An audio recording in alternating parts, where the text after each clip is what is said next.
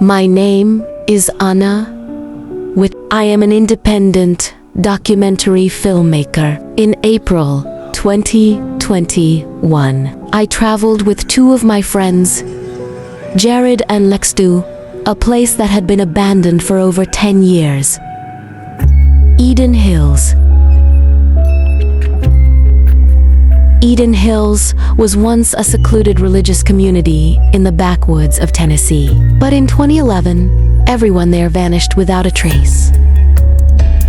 No news, no bodies, no explanation. Some called it a cult. Others claimed they committed mass suicide. No one could confirm anything. We recorded our journey from the car. The roads were rough. The atmosphere was eerily quiet. Only the sound of the wind and tires hitting the gravel. Jared, sitting in the back, joked occasionally to lighten the... But I could tell we all felt uneasy. Something about this place felt wrong from the start. When we arrived at the old wooden gate of Eden Hills, a weathered sign greeted us with faded letters. Eden Hills, the last refuge. Everything felt frozen.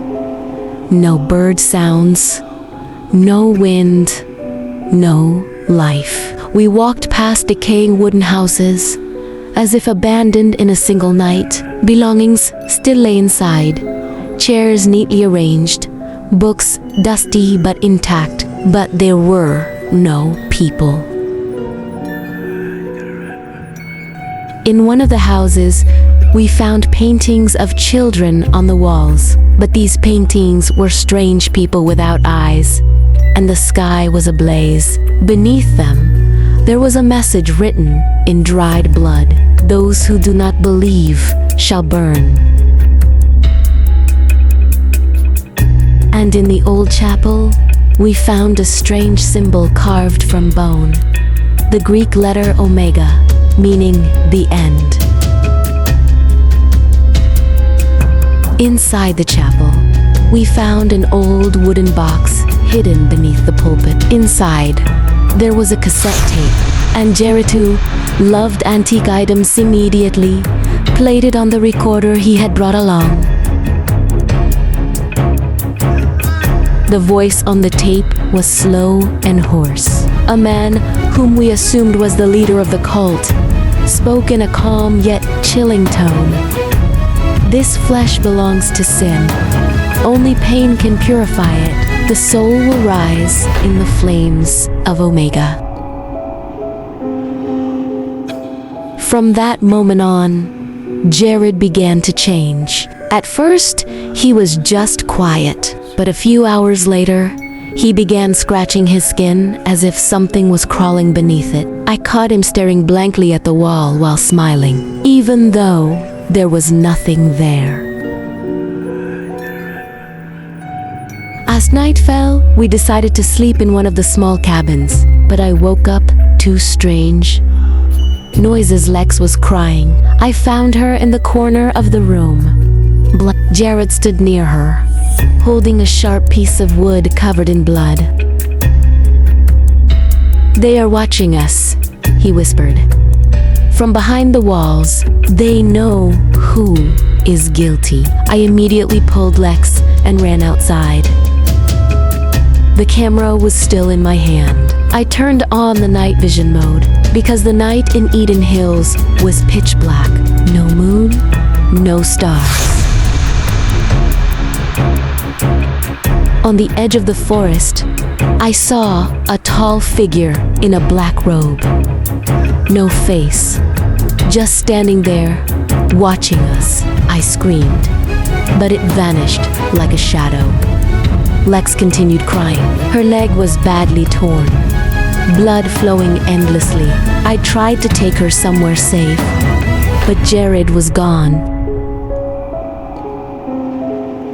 We found a hiding spot in the basement of one of the houses. Inside, there were old photographs of Eden Hills residents, but all the eyes in the photos were scratched out in black.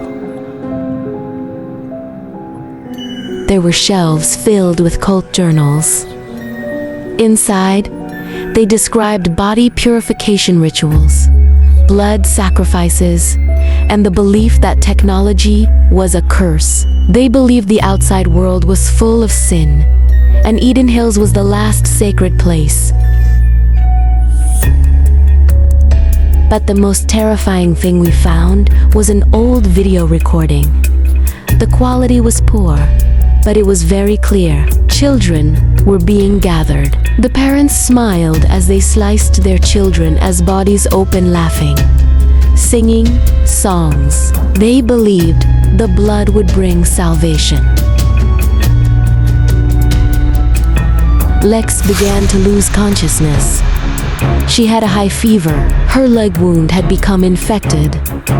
I had to find medicine or help, but when I returned with supplies, Lex was already dead. Her body was covered in the Omega symbol, carved in deep, sharp lines.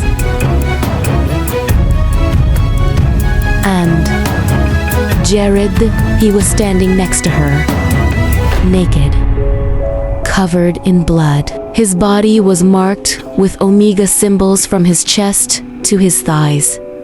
He smiled at me. She is clean now. Ron. I made my way back to the chapel. The camera was still in my hand. My breath was heavy. My hands trembled, but I knew I had to leave a message. If I die, someone has to know what really happened in Eden Hills. I am Anna Whitmore. I said in front of the camera, if you find this, know this. This cult never truly died. Their ideas live on through those who pretend to be holy, hiding behind religion, speaking of purity but spreading hatred. This place, it feeds on blind faith, and I fear I am part of its meal. Footsteps approached from behind. The camera fell. A scream was heard. Blood smeared the lens.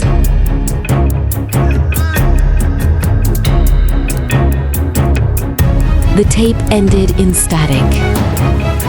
There were no more images. The last text appeared on the screen. Anna Whitmore's body was never found. Authorities found no evidence of cult activity. Eden Hills remains closed to the public, but in the static, a faint whisper could be heard. Omega has come. The end.